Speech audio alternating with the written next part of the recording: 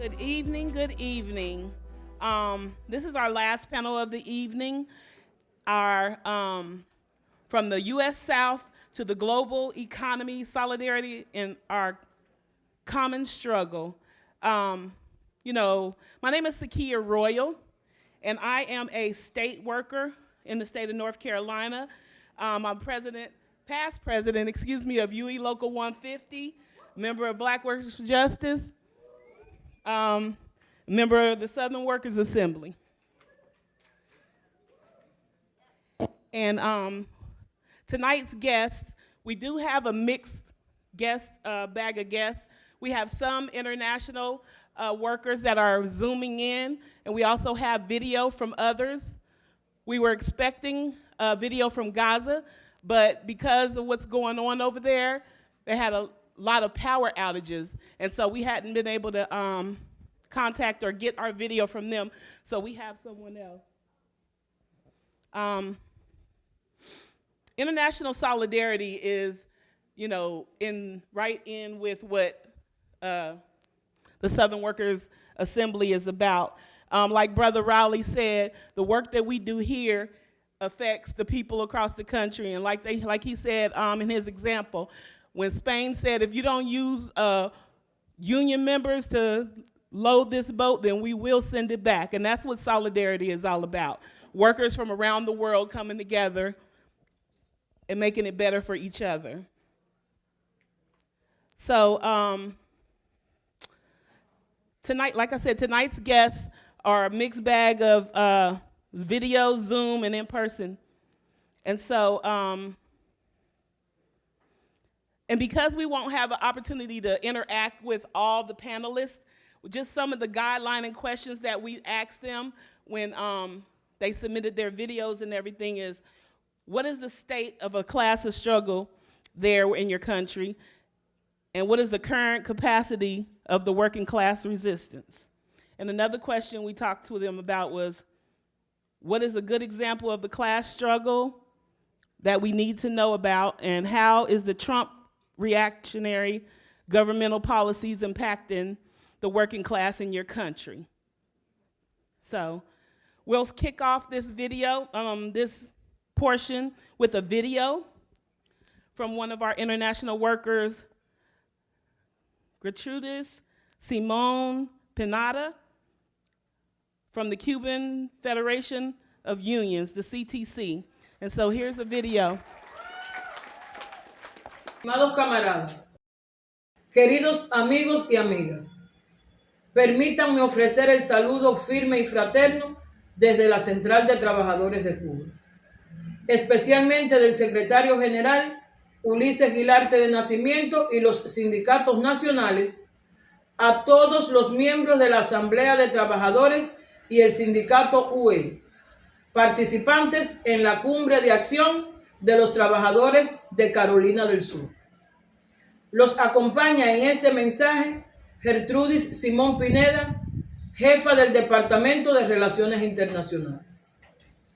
Desde el triunfo revolucionario en 1959, la clase obrera en el poder pasó a ser dueña de los principales medios de producción, y la Constitución de la República de Cuba concedió al movimiento sindical una actuación dominante en todos los sectores de la sociedad que se materializa en los centros laborales con la representación del sindicato ante los empleadores, siempre en un ambiente de respeto y apego a lo reglamentado en el convenio colectivo de trabajo. De igual manera, el Congreso, como el órgano superior de dirección, aprueba los estatutos, normas y resoluciones que rigen entre un evento y otro, y ningún organismo o institución gubernamental intervienen en nuestros procesos eleccionarios. De ahí que los dirigentes sindicales de los diferentes niveles de dirección son elegidos por los afiliados y trabajadores, según establece nuestro documento rector. Aprovechamos este espacio para seguir denunciando que el hostil, recrudecido y genocida bloqueo se ha convertido en el principal obstáculo para el avance de nuestro programa de desarrollo. Todos los sectores son gravemente afectados, incluyendo el sector privado con los nuevos actores económicos.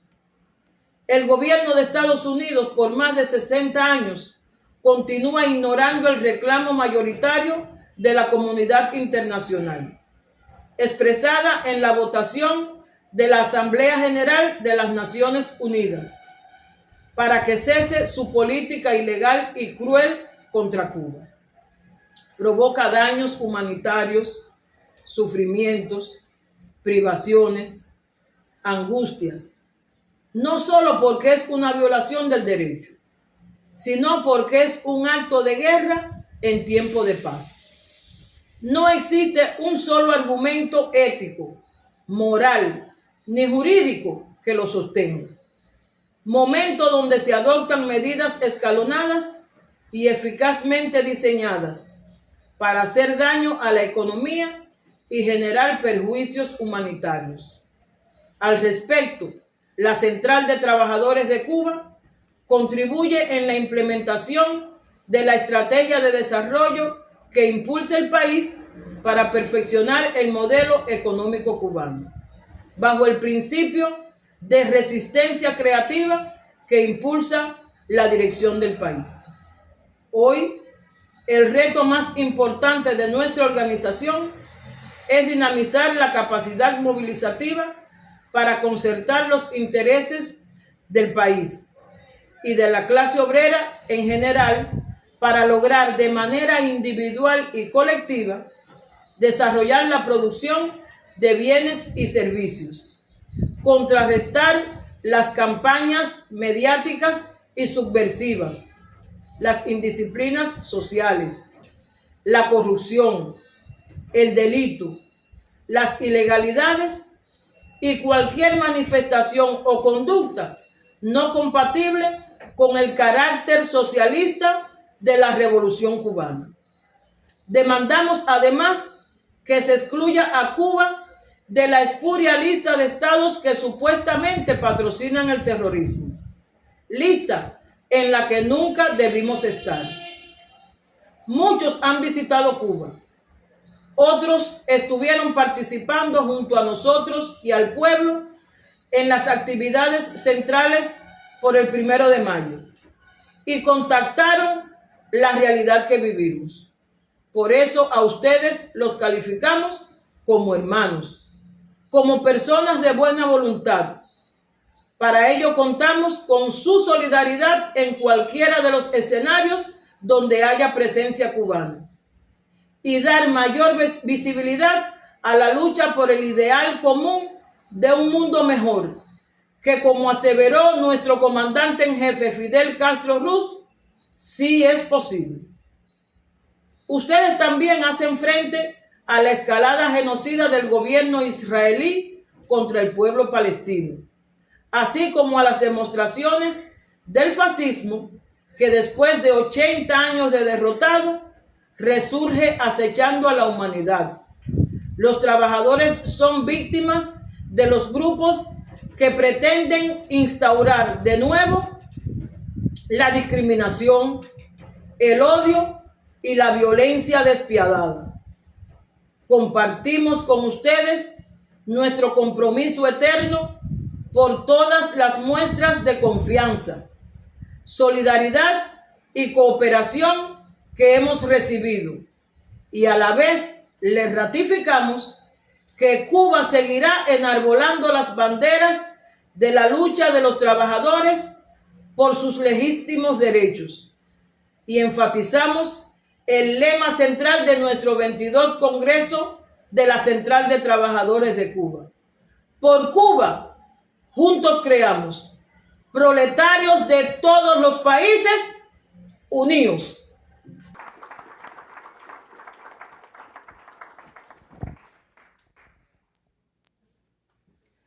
And we'd like to thank Ms. Gertrudis from the Cuban Federation of Unions for sending in that video.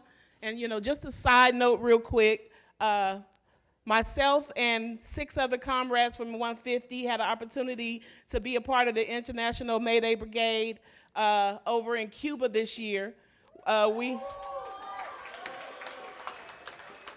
6 of us traveled between a week and 2 weeks for international solidarity with the Cuban people. And one thing I want to point out is that the Cuban people do understand that the oppression that the United States is putting on them, they're putting on their own citizens as well when it comes to workers' rights, when it comes to health care and things like that. And so they differentiate between United States government and the people that live here. So we would like to thank the Cuban people, and please continue to support the ending of the blockade. Our next speaker we have is Mr. Israel Cervantes from the National Union of Workers in the Automotive Industry in Mexico. Israel Cervantes was born on March 5th, 1978, in the Federal District, today known as Mexico City.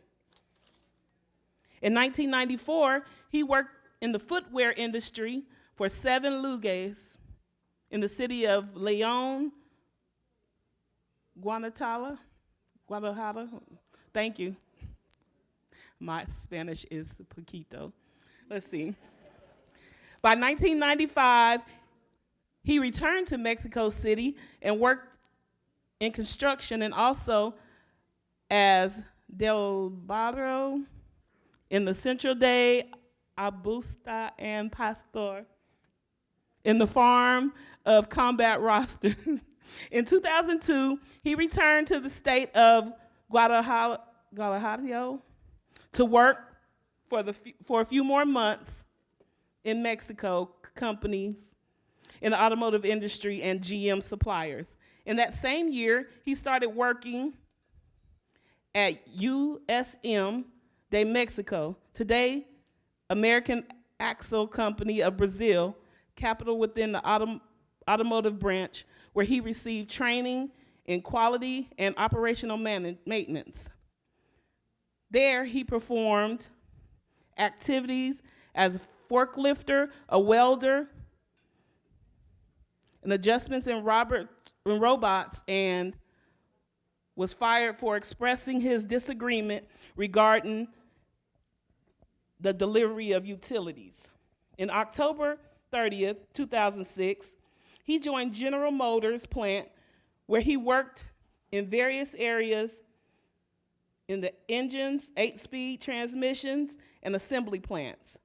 And in 2019, he was unjustifiably dismissed for organizing workers to fight for freedom of association. As of April 2019, together with GM, Ciala workers, and organizations of workers to fight for freedom of association begins. He is the founder of the Generating the Movement and currently Workers in Resistance, and coordinating of the Casa Obrera, help me out, y'all, Bajo. So, introducing Mr. Israel Cervantes. Sí, buenas tardes a todos. Antes que nada, agradecer a Ben la invitación a este evento. Pues, más que nada es contarles un poco de lo que los trabajadores en General Motors de México en el 2019 iniciamos un movimiento laboral donde juntos 8 trabajadores formaron la organización de Generando Movimiento, una organización que inicia en el 2019.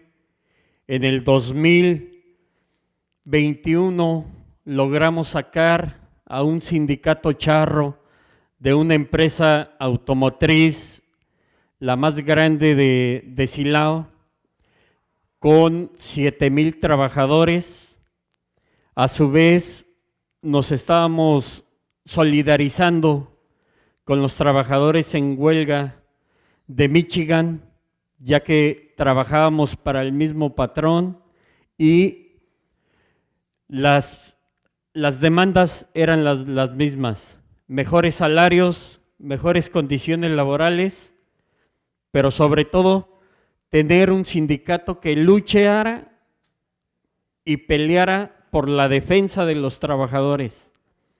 Así fue como en el 2022, el 1 y 2 de febrero, logramos ganar el contrato colectivo de General Motors Silao, donde se fabrica la Cheyenne, donde se fabrica la Denali, la GMC, y una de las mejores empresas con la mano de obra donde se paga más barato. Cuando un trabajador allá gana lo de una semana, un trabajador aquí en Estados Unidos lo gana en un día.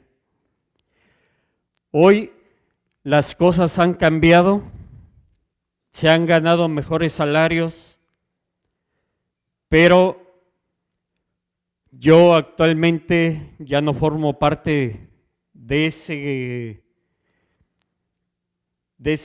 comité sindical. Actualmente estoy desempleado porque ese sindicato dejó de hacer lo que queríamos los fundadores, que es la lucha y la defensa de los trabajadores. Al haber formado la Casa Obrera del Bajío en el 2021, además de haber ganado o haber hecho ganar a SINTTIA, el Sindicato Independiente de Trabajadores, logramos formar dos secciones, una con 1,900 trabajadores y otra de 500. En 2 años como organización logramos organizar aproximadamente 9,500 trabajadores en Guanajuato,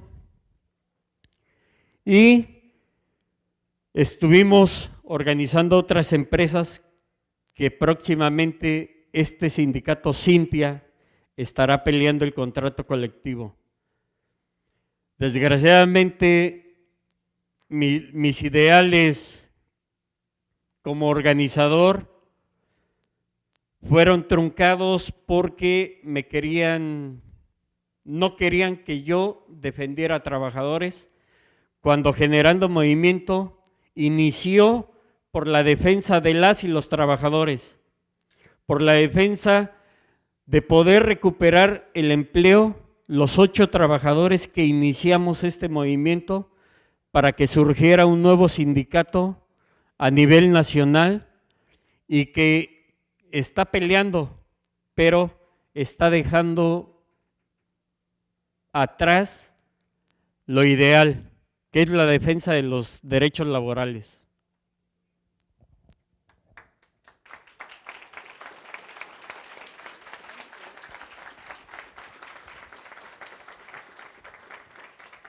And thank you.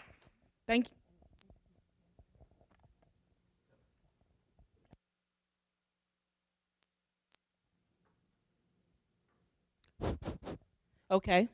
Well, we'd like to thank him for his portion. And I just,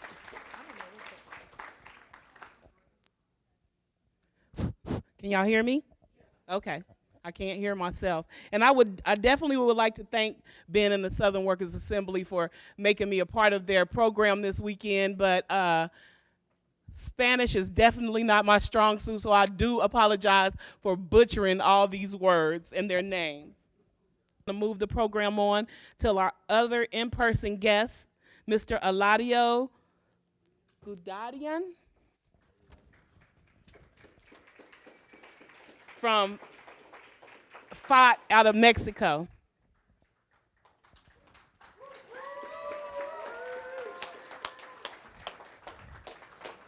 Hola hermanos, buenas noches. a todas, a todes y a todos. Híjole, yo pensé que los iba a agarrar dormidos después de la comida y con lo que ha estado cansado la jornada, dije, qué bueno que me ponen al último porque van a estar dormidos. Pero no, los veo muy despiertos a todas y a todos, y a todos también. ¿Es así o tienen, ok, que estén despiertos?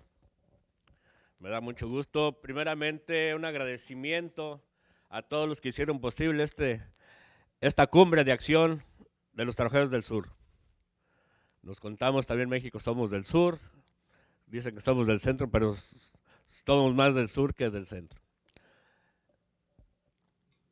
Bueno, hice una pequeña presentación. Nosotros como Frente Auténtico del Trabajo tenemos muchos años trabajando con la UI, son nuestros hermanos de lucha. Gracias a ellos hemos organizado varios trabajadores en México. Entonces, un agradecimiento especial, y aquí está su presidente Carl, que me da gusto verlo nuevamente después de que fui testigo cuando él asumió la presidencia. En México decimos que se ganó la rifa del tigre, no sé cómo lo está viendo él en estos instantes. Bueno, la globalización corporativa ha hecho que las y los trabajadores peleemos por un trabajo, y eso les ha facilitado obtener mano de obra barata en cualquier país a los buenos empleadores. No les importan nuestros derechos humanos, para ellos solo somos un número y una herramienta más de trabajo. Antes de la firma del TLC, en 1994, México privatizó todas sus empresas estatales, como las minas, bancos, medios de comunicación. ¿Sí se escucha? Yo creo ya no. ¿Sí se escucha? Ah, ya, ok. Descuidó el campo, esto llevó a la mayor migración de personas y a las empresas, a pequeñas empresas a la quiebra. Con esto creció el trabajo informal, pero a través de las inversiones, para atraer la inversión extranjera, el Estado ofreció mano de obra barata con un pago de $350 la hora, un promedio. Eso era lo que daban el gobierno. Ofrecía control sindical, o sea, con sindicatos charros o corporativos, como los conocemos. Les daba la infraestructura, el pago de la capacitación hasta de 3 meses de los trabajadores, ya que México nunca estuvo preparado para un tratado de libre comercio de esta envergadura. Entonces todos éramos trabajadores de otras áreas, jamás de la automotriz. Entonces eso llevó a una capacitación de los trabajadores y trabajadoras. Así es como nos convertimos en un país maquilador con prestaciones mínimas de ley. Solamente los sindicatos independientes, como el que formó aquí mi compañero Israel, tienen mejores prestaciones y un salario. En Estados Unidos, la administración de Donald Trump ha arremetido contra los derechos laborales colectivos de las y los trabajadores. Ha colocado multimillonarios de tendencia antisindical en su gobierno. Al asumir su cargo, anunció que no aprobaría ningún convenio colectivo.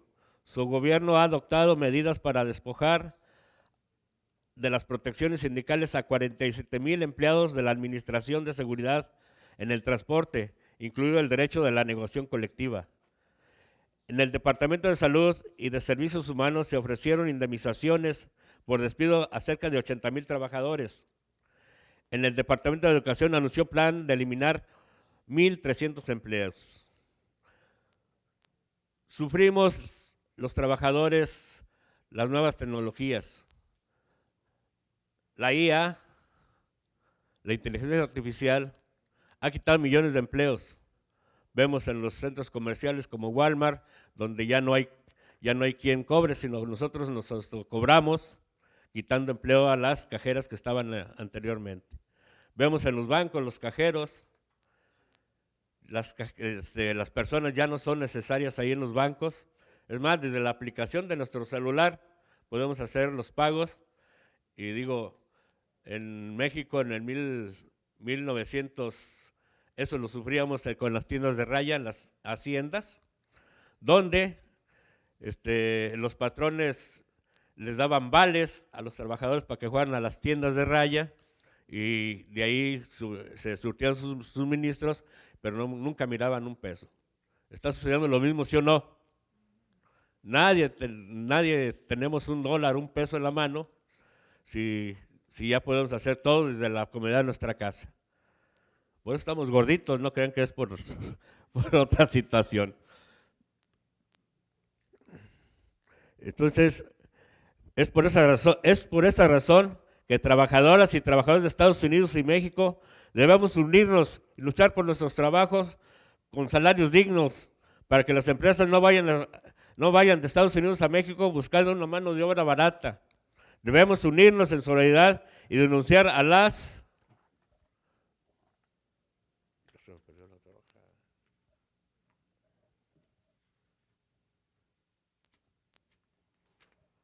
corporaciones que no respeten nuestra libertad y la libre asociación y de auténticos contratos colectivos.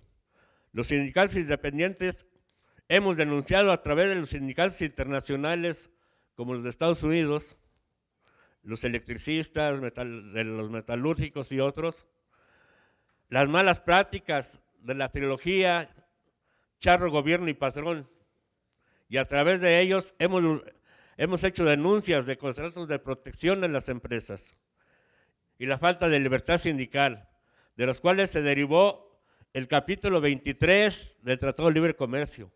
Este nos ha apoyado mucho. En General Motors fue posible la democratización gracias a la denuncia que se hizo ante el capítulo 23 del Tratado de Libre Comercio. Debemos seguir en solidaridad y juntas encontrar la forma de parar el voraz capitalismo.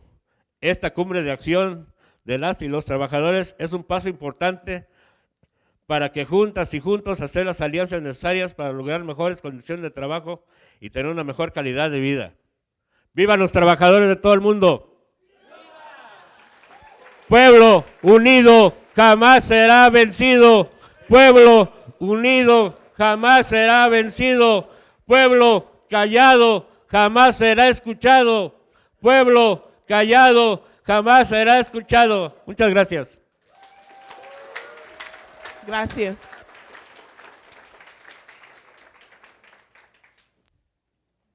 And again, we would like to thank our international panelists for joining us and sharing their stories and their experiences with us. So we're going to try to go back to our Zoom guest speaker, Ms. Riya Al-Salma.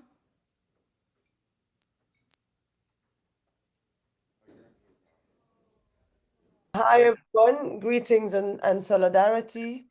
My name is Riya Al-Salma. I'm a Palestinian organizer with the Workers in Palestine Collective. We work directly with Palestinian trade unions and workers to support their demands internationally and build long-term solidarity with Palestine. I'm speaking to you today from London, and it is 1 a.m. in the morning where I am, so please bear with me. I hope I am coherent enough, but I'm really honored and excited to be with you all. Since we meet today in extremely challenging conditions and challenging times, from Palestine to Los Angeles to Tehran, workers and their families are experiencing an intensified attack by imperialist and racist and capitalist systems that prioritize profit accumulation at the expense of working people's lives and dignity. Palestine and Gaza in particular represents the extreme barbarity and the savagery of this system. But it is a mistake, however, to see what's unfolding in Palestine as an exception. The normalization of Israel's belligerent genocide will reverberate and has already started to reverberate regionally and globally, and it will shape our collective struggle against injustice. In Gaza today, conditions are harrowing. More than 55,000 people have been slaughtered. Israel has used US manufactured, American manufactured fighter jets and weaponry to reduce entire communities into rubble. Critical infrastructure, hospitals, schools, and trade union facilities have been completely destroyed. Starvation has been used as a tactic of war. Access to aid has been transformed into a death trap. People are making decisions between risking their lives and maybe being able to get and haggle for a bag of flour or die of hunger and malnutrition. As was mentioned earlier today, a trade unionist from Gaza was going to address this conference.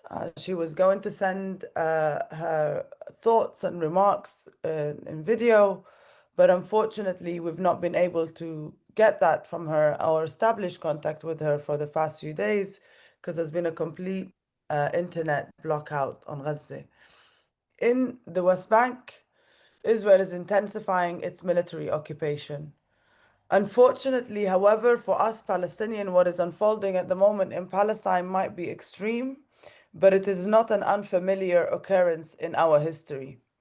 What we are seeing on our screen is the genocidal culmination of a long and ongoing Palestinian Nakba. That is the catastrophe. That's the Arabic word for catastrophe. This genocide compounds years and years of brutal siege and military occupation on Gaza that have devastated and decimated working conditions.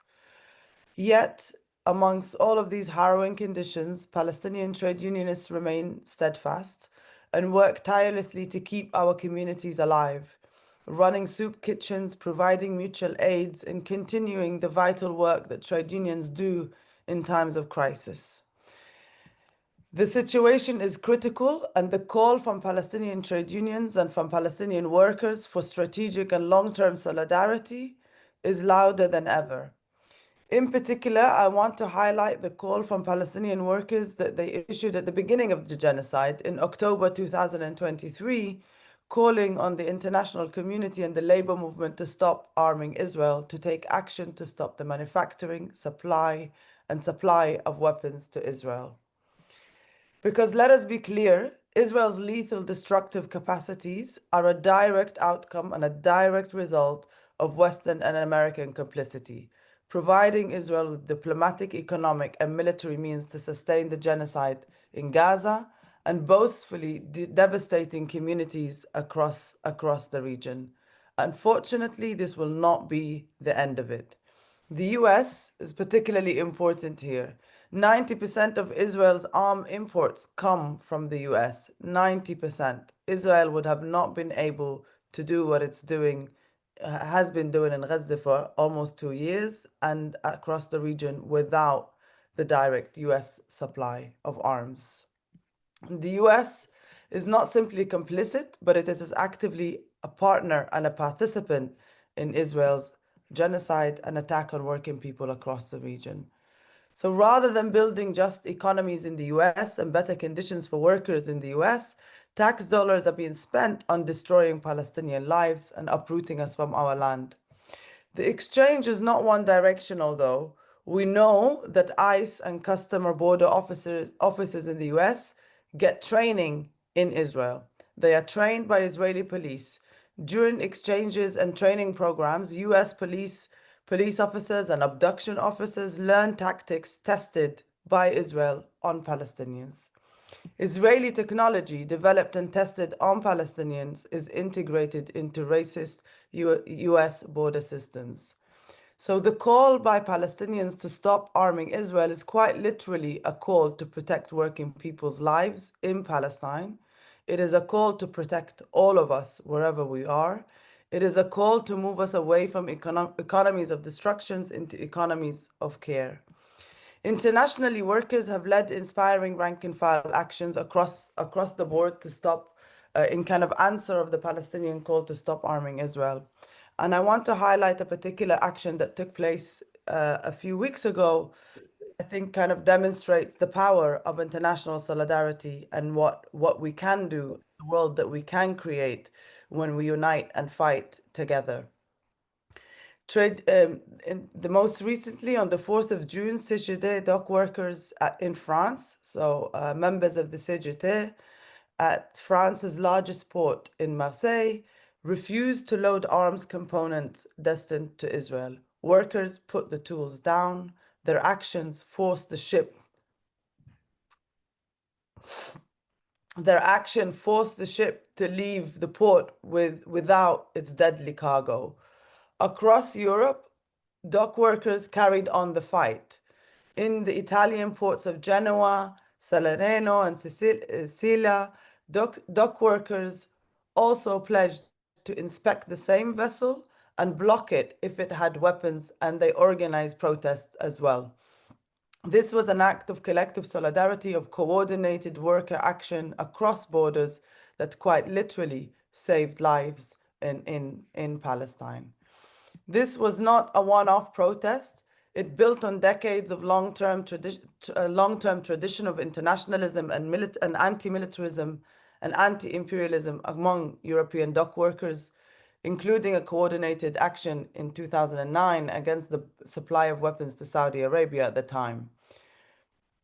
The most sustained action that we saw this year came from Swedish dock workers, where in December, 68% of the Swedish dock worker union members voted to stage a 6-day boycott of all military cargo to and from Israel. This was, again, an unprecedented act of solidarity and a testament to workers' power. The boycott was entirely legal, yet the Swedish Dock Workers Union spokesperson and national deputy chair Erik Helgesson was immediately fired by his employer. Erik's dismissal, similar to the attacks faced by workers organizing in solidarity and with Palestine and for workers' rights more generally, is an attack on all of us who believe in the right to organize, to speak against injustice, and to take meaningful acts of solidarity with oppressed people on a global scale. We must continue to defend the right of workers to stand up for justice and to fight for justice without fear. The situation in Palestine is harrowing, and it can't continue as it is. Our task then, as organizers in the labor movement internationally, is to ensure that we build on, learn from the acts of solidarity that have taken place, but that we transform them from exceptional, momentary moments of solidarity into weaving these moments of solidarity into the fabric of our union, so that workers are ready to act, not just on a moment, but for the long haul. In these moments when workers everywhere are facing intensified attacks, and the rights to organize and fight against injustice are being curtailed and quite literally smashed wherever we are, we must be guided rather than sidelining, but we must be guided by the trade union movement's principle that an injury to one is an injury to all. That is our strength. International working class solidarity is not about charity. And it is also not, as we all know, not an added on kind of, it's not an add-on to trade union work. It is trade union work. International solidarity is bread and butter trade unionism. International solidarity is not a distraction. International solidarity builds the power of our class. It leads to better conditions here and there and for all of us. Today, the attack on Palestine is an attack on all of us. When we root Palestine solidarity in our workplaces and unions, we're confronting a global system of exploitation that harms workers everywhere. Our lived experience in Palestine does not point to a change in the US long-standing support for Israel. That US policy is continuous and long-standing. This government, however, has been more vulgar in its alignment with Israel's colonialist expansionist agenda, pushing to redraw borders and reshaping political dynamics in the region as a whole. It does so whilst also shedding the veneer of democracy it has been putting for itself in relation to its relationship to its own citizens at home, targeting Palestinian organizers, targeting trade union activists, targeting migrant communities, and racializing communities as they go along. So the struggle is multifaceted and long, and that we hope that you join us and that we join forces together rather than fragmenting our movements, but thinking about our struggles as united, and organized together for a better and a freer world, and where we can build a world that is free from exploitation and free from imperialist violence. Thank you, and solidarity.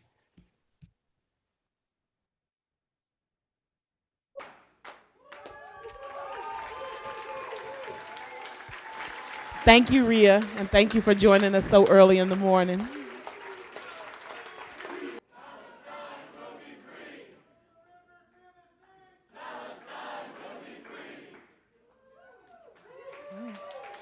Thank you. And our last international speaker is Mr. David Abdullah. And he is coming in via Zoom from Trinidad. David Abdullah is an economist by academic training, involved in the search for and development of a popular and relevant teaching style. A laborer and a political activist committed to social transformation and justice. David started his political activism as a student leader at the UWI St. Augustine. David spent 39 years at the Oilfield Workers Trade Union starting in 1977, during which he held a number of positions, including chief education, research officer, executive treasurer, and general secretary. The president of the Federation of Independent Trade Unions and NGOs, FITUN. He was also the individual relations advisor in the West Indies Players Association.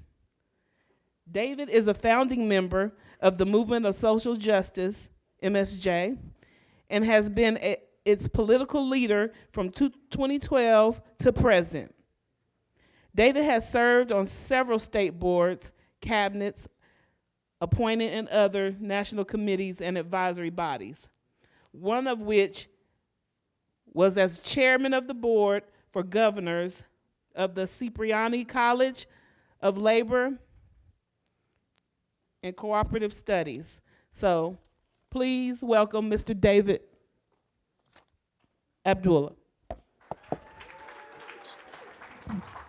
Very good evening, buenas noches. So comrades, sisters and brothers, very good evening. And I want to thank my comrade for more than 40 years, Abdullah Kalimat, for inviting me to be part of this very important session over these few days.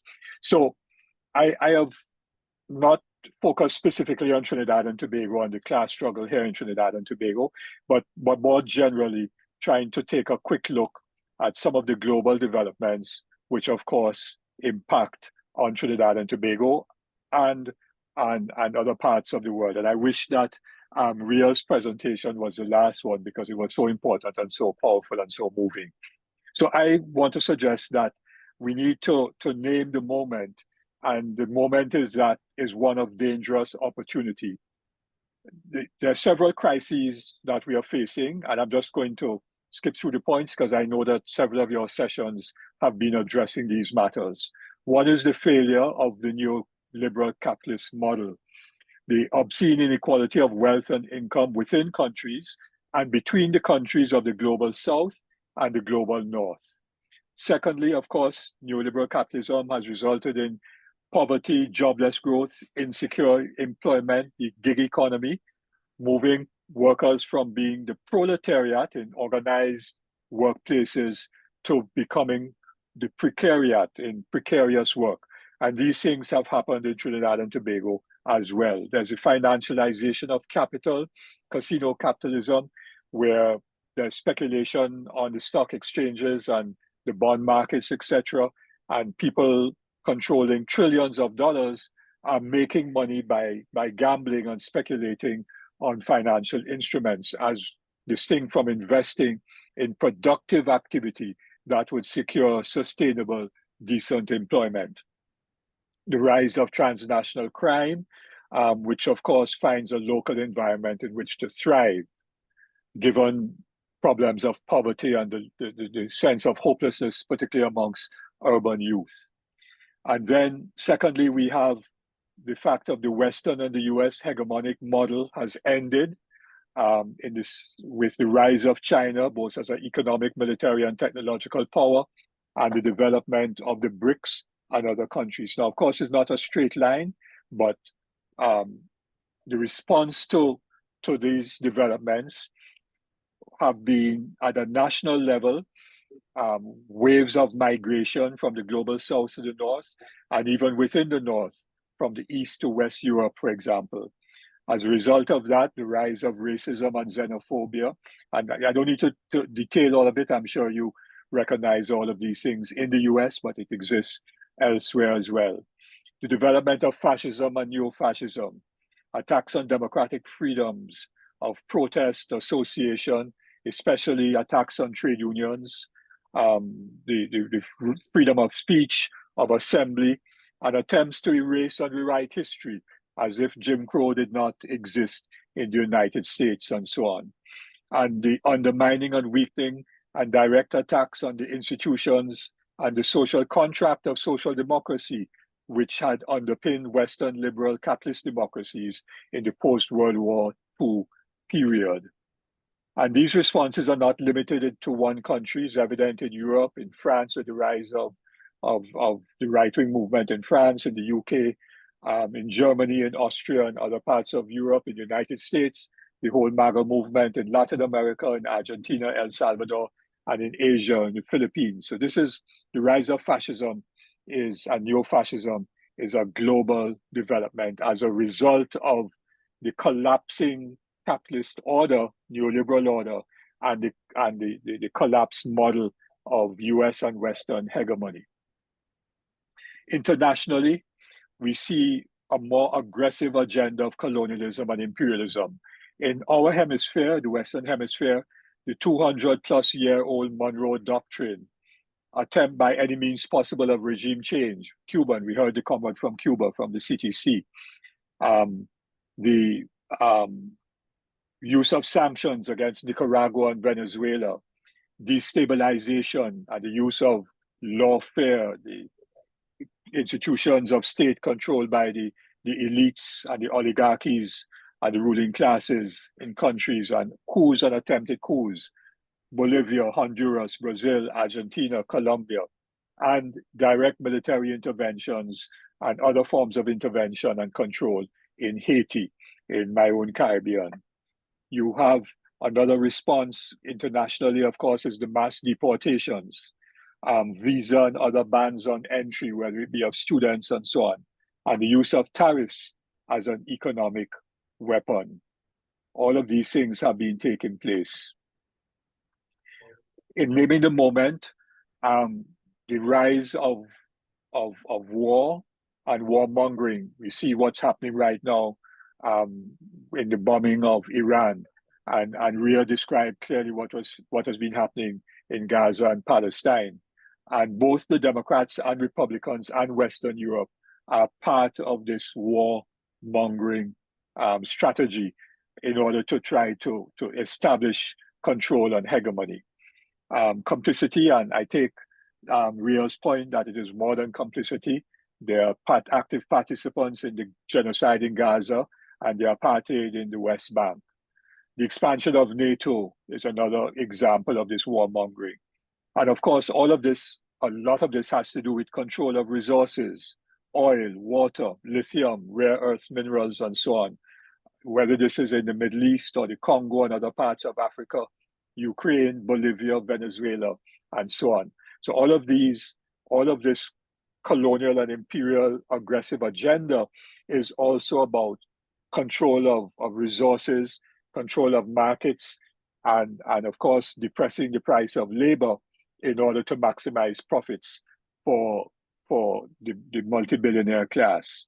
In Taiwan and Southeast Asia, you have the US and its allies trying to engage in war with China.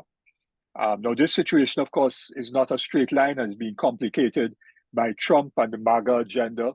So that has created certain shifting alliances, which may be temporary. So Europe may have a problem with Trump, or Canada may have a problem with Trump, and so on. But those are not the core agendas of colonial and imperialist. Sorry. I lost my screen share. Hold a second.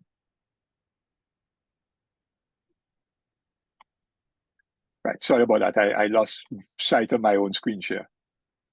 Right. I want to make the point that there's an ongoing struggle between forces of reaction and progressive forces. And we must always, therefore, pay attention to the struggle between the forces of reaction, the national ruling classes, the oligarchies, those who historically control political and military power, and progressive forces, organizations of workers, social movements of women, youth, and students, indigenous people, especially in Latin America, farmers, and then those who are organized around specific interests, the environmental movement, issues around racial discrimination, such as the Black Lives Matter movement and so on, together with progressive political parties where they may exist. And this struggle has been particularly intense in Latin America, but there have been constant shifts in the balance of these forces. So there are moments when progressive movements and forces are able to secure some gains and some victories, and there are other moments when there are setbacks and defeats. We also now need to pay attention to what is happening in Western Africa, in particular in the countries of the Sahel.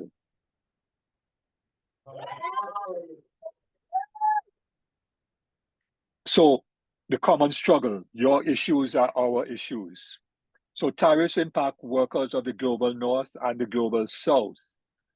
So that if Trump imposes tariffs on Trinidad and Tobago, our exports of methanol and ammonia and so on, and our manufactured goods suddenly will become more expensive when they land in the United States. Of course, you, the Americans, would pay that increased price, but it also therefore means that we become less competitive, and therefore companies could lay off their employees, workers, and so on. So those things impact on us as well. Immigration policies. In the newspaper in Trinidad this morning, I read that 5 Trinidad and Tobago nationals were deported and arrived in Trinidad and Tobago late last night. And this was the 3rd or 4th deportation in the last few weeks. So these policies impact, and we are small compared to what is happening to Venezuelans and Mexicans and Cubans and Nicaraguans and Haitians as well. Sanctions and blockades affect the entire Caribbean. Cuba is a Caribbean country, and so when Cuba is listed on that false so-called list of countries that are engaged in the state sponsorship of terrorism, and a company in Trinidad and Tobago wants to do business with Cuba, they worry about whether or not the Trinidad and Tobago company will also get sanctioned, and therefore will not be able to export goods outside of Trinidad and Tobago, not just to Cuba, but elsewhere in the world, and so on. If a ship from Trinidad and Tobago goes to Cuba, that ship could get sanctioned, and therefore that has an impact on workers here in Trinidad and Tobago, and that applies right throughout the world, and so on. When Venezuela is sanctioned, it means that Trinidad and Tobago, which is 7 miles away from Venezuela, we cannot engage in certain kinds of economic activity which have been agreed to by the governments of Trinidad and Tobago and Venezuela, so that we could produce natural gas in that belongs to Venezuela and pump it into Trinidad, into our petrochemical plants, and therefore monetize it, earning money for Trinidad and Tobago and for Venezuela, improving both of our economies. But US sanctions prevent us from doing that. War and warmongering. We are for peace, So the billions spent on war and on the military could resolve many issues of global poverty all around the world. It's interesting that China hasn't fought any wars, and that is why it has been able to spend money on technology and different types of economic and trade arrangements.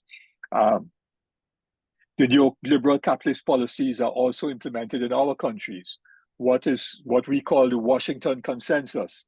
What is the Washington Consensus? The International Monetary Fund, located in Washington, the World Bank, located in Washington, the Inter-American Development Bank, located in Washington, and of course the US State Department in Washington. And the Washington Consensus then seeks to implement policies of neoliberalism throughout the hemisphere, of privatization, which impacts workers negatively, of deregulation of labor markets, which means getting rid of collective agreements, contract labor and not permanent labor, and so on, which weakens the trade union movement and weakens the power of labor in our countries. And in fact, our former prime minister, he lost the election. One of the reasons why he lost the election a few weeks ago is because he quite openly said he has no problem with the rich getting richer, because they will create opportunities to the poor. The classic trickle-down economic, failed economic policies of neoliberal capitalism. And of course, genocide is an issue of humanity, and we must therefore all be concerned. What is to be done?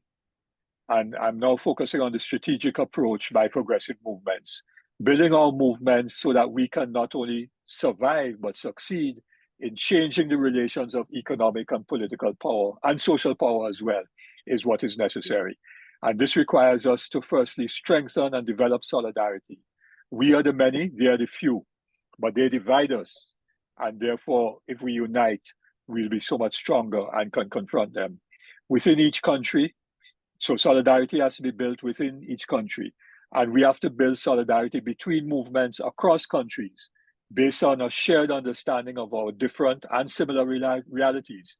We have differences, there are particularities in each country, but there are general things that apply to all of us.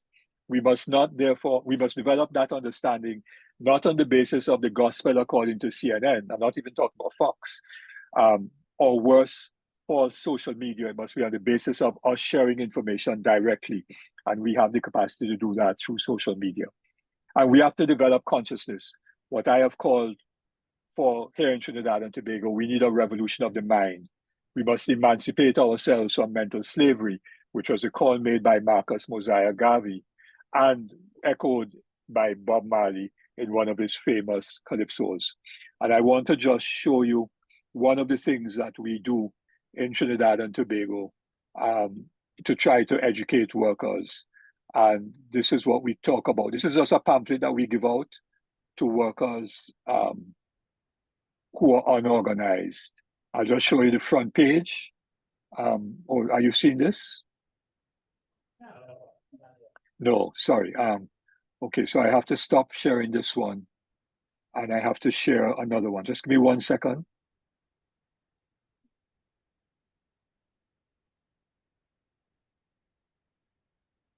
Right, are you seeing that?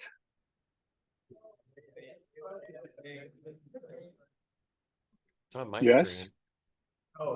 No, I'm seeing it. I'm seeing it on my screen. yeah, it's not showing up on the big screens in here. Oh, okay. I'm sorry about that. Anyways, I will share it by email. It just says that we need a revolution in mind, and we show workers and so on, and we say the MSJ, which is my political party, says justice for all. So thank you very much for listening to me. And in the words of Maurice Bishop, friend and comrade of mine, who of course was assassinated on the 19th of October 1983, together with his comrades, and also in the words of a comrade of mine, Walter Rodney, revolutionary Caribbean intellectual. Yesterday was the 45th anniversary of his assassination. In their words, I say, forward ever, backward never, solidarity forever. Thank you very much. And that concludes our international panel. We do not have time for questions on this round, but if you submit your questions to Ben, he'll make sure they get answered.